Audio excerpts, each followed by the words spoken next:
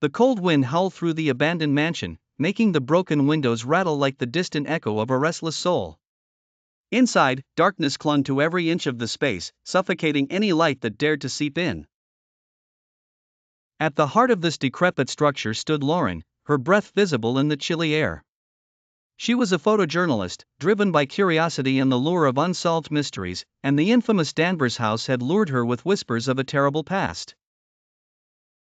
They said the mansion was cursed, that no one who entered ever left the same. Some never left at all. Lauren brushed her auburn hair from her face and adjusted her camera, trying to ignore the eerie creaking of the floorboards beneath her feet.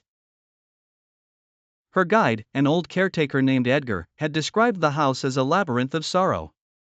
His words had seemed overly dramatic at the time, but now, standing in the middle of darkness, she felt their weight.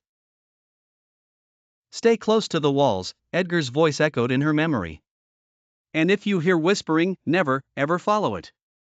She shivered and gripped her flashlight tighter. Each room she entered was worse than the last, filled with decayed furniture and the stench of neglect. As Lauren raised her camera to snap a photo of a dilapidated chandelier, she heard it, a soft, almost indistinct whisper. She swung her flashlight around, but nothing was there. Ignoring Edgar's warning, she focused her lens on the source of the sound and clicked. The flash illuminated a shadow that shouldn't have been there, and Lauren's heart pounded against her ribcage.